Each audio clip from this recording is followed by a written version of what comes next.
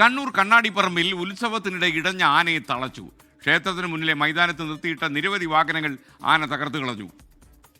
മയക്കുവെടി വയ്ക്കാൻ ആലോചിക്കുന്നതിനിടെയാണ് പാപ്പാൻ തന്നെ ആനയെ തളച്ചത്. നമുക്ക് ആദ്യം ആ ദൃശ്യങ്ങളൊന്ന് കാണാം.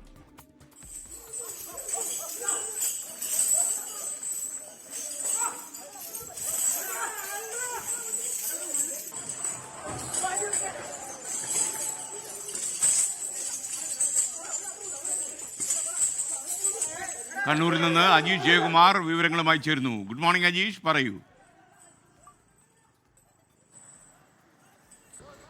ഇന്നലെ രാത്രിയിലാണ് ഈ സംഭവം നടക്കുന്നത്. കണ്ണാടിപ്പറമ്പ് ധർമ്മശാസ്ത്ര ക്ഷേത്രത്തിലെ ഉത്സവത്തിനിടയിലായിരുന്നു ഈ സംഭവം. ഈ ആചാരങ്ങളൊക്കെ കഴിഞ്ഞതിന് ശേഷം 11 മണിയോടെ ആനയെ ക്ഷേത്രത്തിന്റെ മൈതാനത്തിന് സമീപത്ത് തന്നെ തളച്ചിരിക്കുകയായിരുന്നു. അതിനിടയിലാണ് ആന ഇടഞ്ഞത്, അക്രമാസക്തനായത്. അവിടെ ഈ മൈതാനത്ത് പാർക്ക് ചെയ്തിരുന്ന നിരവധി വാഹനങ്ങൾ ഈ ആന തകർത്തു കളഞ്ഞു. ഓട്ടോറിക്ഷയും കാറും ബൈക്കും ഒക്കെ ഉണ്ടായിരുന്നു. അതിനുശേഷം ഏതാണ്ട് 1.5 മണിക്കൂറോളം അവിടെ ആന ഈ പരിഭ്രാന്തി പരത്തി. അതിനുശേഷം ഈ നാറാത്ത് ഭാഗത്തേക്ക്, കണ്ണാടിപ്പറമ്പിൽ നിന്ന് നാറാത്ത് ഭാഗത്തേക്ക് റോഡിലൂടെ ഈ ആന ഓടുകയായിരുന്നു. ഈ പുല്ലൂട്ട് കർണൻ എന്ന് പറയുന്ന ആനയാണ് ഇടഞ്ഞത്. ഇത് ആലക്കോട് സ്വദേശിയുടെ ഉടമസ്ഥയിലുള്ള ആനയാണ്.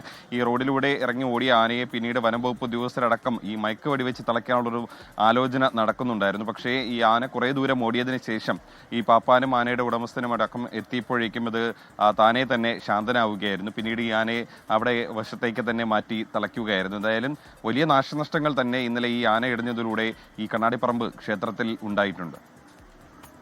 Okay, thank you Ajeesh Jayakumar. Vijay,